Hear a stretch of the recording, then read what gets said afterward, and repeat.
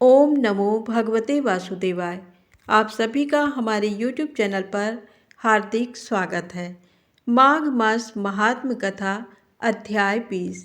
आज की कथा है वशिष्ठ जी का दिलीप से तथा भृगु जी का विद्याधर से माघ स्नान की महिमा बताना तथा माघ स्नान से विद्याधर की कुरूपता का दूर होना।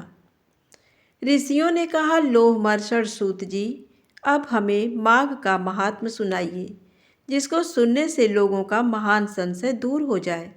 सूत जी बोले, मुनिवरों, आप लोगों को साधुवाद देता हूँ। आप भगवान श्री कृष्ण के शरणागत भक्त हैं, इसीलिए प्रसन्नता और भक्ति के साथ आप लोग बार बार भगवान की कथाएं पूछा करते हैं।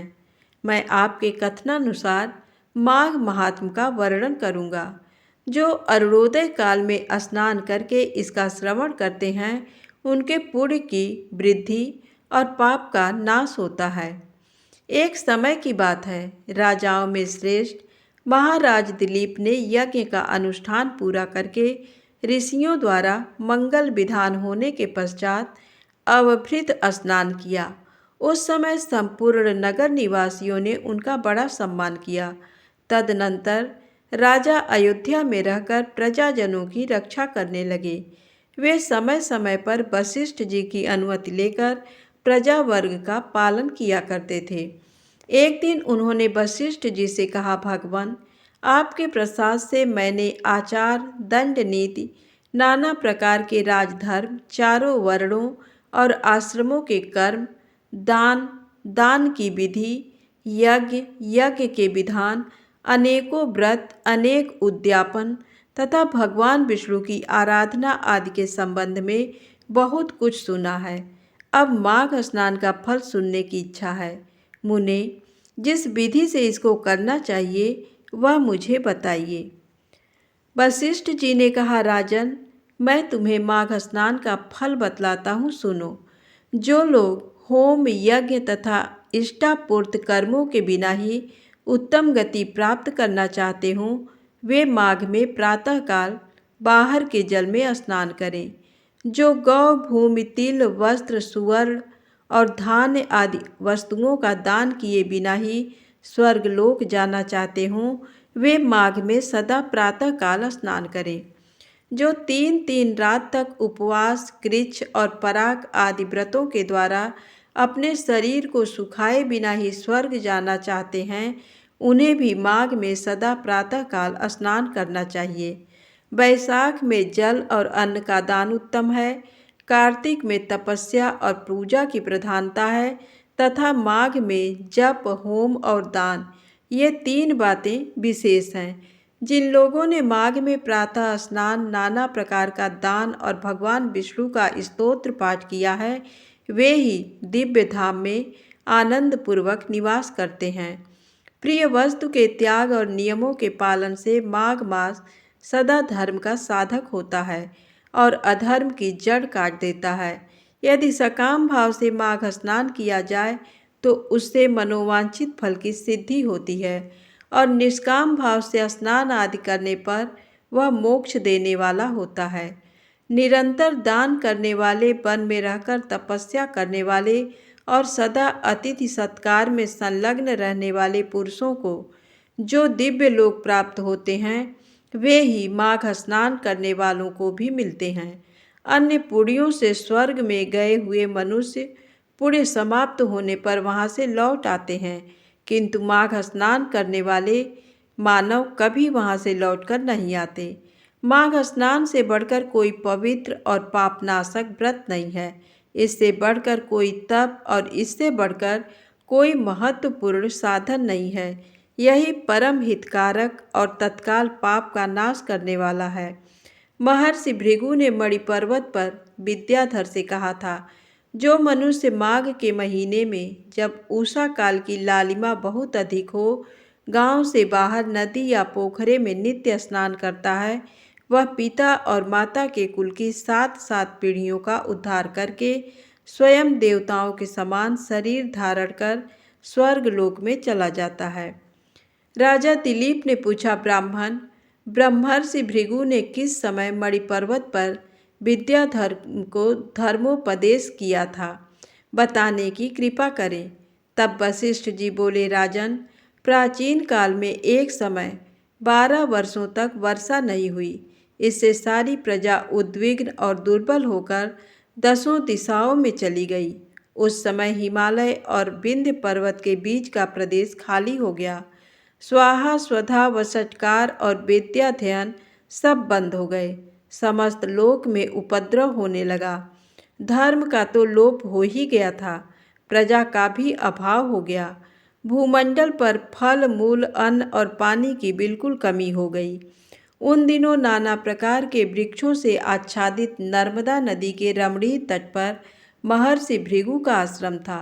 वे उस आश्रम से शिष्यों सहित निकलकर हिमालय पर्वत की शरण में गए। वहाँ कैलाश गिरी के पश्चिम में मणिकूट नाम का पर्वत है, जो सोने और रत्नों का ही बना हुआ है। उस परम रमणीय श्रेष्ठ पर्वत को देखकर अकाल पीड़ित महर्षि भृगु का मन बहुत प्रसन्न हुआ और उन्होंने वहीं अपना आश्रम बना लिया। उस मनोहर शैल पर वनों और उपवनों में रहते हुए सदाचारी भृगु जी ने दीर्घ काल तक भारी तपस्या की। इस प्रकार जब ब्रह्मर्षि भृगु जी वहाँ अपने आश्रम पर निवास करते थे, एक समय एक विद्याधर अपनी पत्नी के साथ पर्वत से नीचे उतरा। वे दोनों मुनि के पास आए और उन्हें प्रणाम करके अत्यंत दुखी हो एक ओर खड़े हो गए। उन्हें इस अवस्था में देख ब्रह्मर्षि ने मधुर वाणी में पूछा, विद्याधर, प्रसन्नता के साथ बताओ, तुम दोनों इतने दुखी क्यों हो? विद्याधर ने कहा, द्विज श्रेष्ठ, मेरे दुख का कारण सुनिए। मैं पुण्य का फल पाकर देवलोक में गया। वहाँ देवता का शरीर, दिव्य नारी का सुख और दिव्य भोगों का अनुभव प्राप्त करके भी मेरा मुंह बाघ का सा हो गया। न जाने ये किस दुष्कर्म का फल उपस्थित हुआ है। यही सोच सोच कर मेरे मन को कभी शांति नहीं मिलती। ब्राह्मण, एक और भी कारण है जिससे मेरा मन व्याकुल हो रहा है। ये मेरी कल्याणमयी पत्नी बड़ी मधुर भाषणी तथा सुंदरी है। स्वर्गलोक में शील, उदारता, गुण समूह, रूप और यौवन को संपत्ति द्वारा इसकी समानता करने वाली एक भी स्त्री नहीं है। कहाँ तो ये देवमुखी सुंदरी रमणी और कहाँ मेरे जैसा व्याघ्रमुख पुरुष। ब्राह्मण, मैं इसी बात की चिंता करके मन ही मन सदा जलता रहता हूँ। भृगु जी ने कहा, विद्याधर श्रेष्ठ, पूर्व जन्म में तुम्हारे द्वारा जो अनुचित कर्म हुआ है वह सुनो। निषिद्ध कर्म कितना ही छोटा क्यों ना हो, परिणाम में वह भयंकर हो जाता है। तुमने पूर्व जन्म में माघ के महीने में एकादशी को उपवास करके द्वादशी के दिन शरीर में तेल लगा लिया था। इसी से तुम्हारा मुंह व्याघ्र के समान हो गया। पुण्यमयी एकादशी का व्रत करके द्वादशी को तेल का सेवन करने से पूर्व काल में ईलानंदन पुरूरवा को भी कुरूप शरीर की प्राप्ति हुई थी।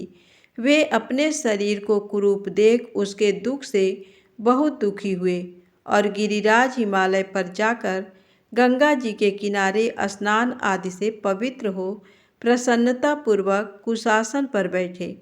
राजा ने अपनी संपूर्ण इंद्रियों को बस में करके हृदय में भगवान का ध्यान करना आरंभ किया। उन्होंने ध्यान में देखा, भगवान का श्री विग्रह नूतन नील मेघ के समान श्याम है। उनके नेत्र कमल दल के समान विशाल हैं। वे अपने हाथों में शंख, चक्र, गदा और पद्म धारण किए हुए हैं। उनका श्रीअंग पीतांबर से ढका है। वक्षस्थल में कौस्तुभ मणि अपना प्रकाश फैला रही है तथा वे गले में बनमाला धारण किए हुए हैं। इस प्रकार श्रीहरि का चिंतन करते हुए राजा ने प्राणवायु के मार्ग को भीतर ही रोक लिया और नासिका के अग्रभाग पर दृष्टि जमाए कुंडलिनी के मुख को ऊपर उठाकर स्वयं सुषुम्ना नाड़ी में स्थित हो गए।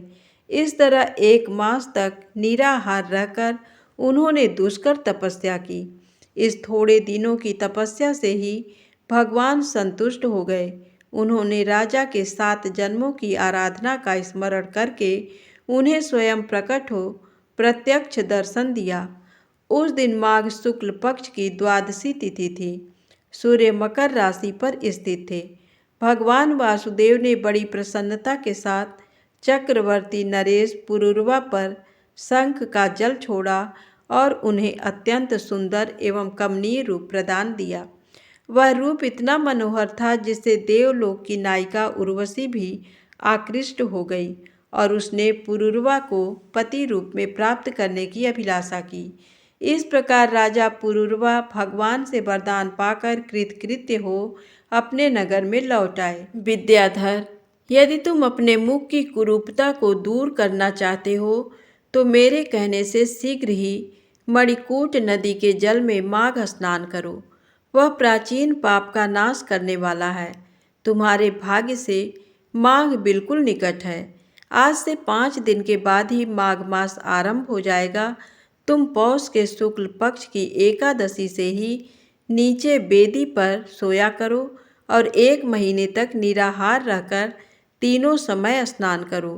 भोगों को त्याग कर जितेंद्रीय भाव से तीनों काल भगवान विष्णु की पूजा करते रहो। विद्याधर श्रेष्ठ, जिस दिन माघ शुक्ला एकादशी आएगी उस दिन तक तुम्हारे सारे पाप जलकर भस्म हो जाएंगे। फिर द्वादशी के पवित्र दिन को मैं मंत्रपूत कल्याणमय जल से अभिषेक करके तुम्हारा मुख कामदेव के समान सुंदर कर दूंगा। फिर देवमुख होकर इस सुंदरी के साथ तुम सुखपूर्वक क्रीड़ा करते रहना। विद्याधर, माघ के स्नान से विपत्ति का नाश होता है और माघ के स्नान से पाप नष्ट हो जाते हैं। माघ सब व्रतों से बढ़कर है तथा ये सब प्रकार के दानों का फल प्रदान करने वाला है।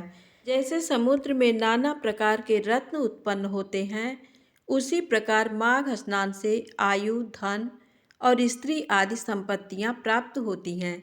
जैसे कामधेनु और चिंतामणि मनोवांछित भोग देती हैं, उसी प्रकार माघ स्नान सब मनोरथों को पूर्ण करता है। सतयुग में तपस्या को, त्रेता में ज्ञान को, द्वापर में भगवान के पूजन को और कलयुग में दान को उत्तम माना गया है, परंतु माघ का स्नान सभी युगों में श्रेष्ठ समझा गया है। सबके लिए, समस्त वर्णों और आश्रमों के लिए माघ का स्नान धर्म की धारावाहिक वृष्टि करता है। भृगु जी के ये वचन सुनकर वह विद्याधर उसी आश्रम पर ठहर गया और माघ मास में भृगु जी के साथ ही उसने विधि पूर्वक पर्वतीय नदी के कुंड में पत्नी सहित स्नान किया। महर्षि भृगु के अनुग्रह से विद्याधर ने अपना मनोरथ प्राप्त कर लिया। फिर वह देवमुख होकर मणिपर्वत पर आनंद पूर्वक रहने लगा। भृगु जी उस पर कृपा करके बहुत प्रसन्न हुए और पुनः विंध्य पर्वत पर अपने आश्रम में चले आए। उस विद्याधर का मणिमय पर्वत की नदी में माघ स्नान करने मात्र से कामदेव के समान मुख हो गया तथा भृगु जी भी नियम समाप्त करके शिष्यों सहित विंध्याचल पर्वत की घाटी में उतरकर नर्मदा तट पर आए। वशिष्ठ जी कहते हैं, राजन, महर्षि भृगु के द्वारा विद्याधर के प्रति कहा हुआ ये माघ महात्म संपूर्ण भुवन का सार है तथा नाना प्रकार के फलों से विचित्र जान पड़ता है। जो प्रतिदिन इसका श्रवण करता है वह देवता की भांति समस्त सुंदर भोगों को प्राप्त कर लेता है। धन्यवाद।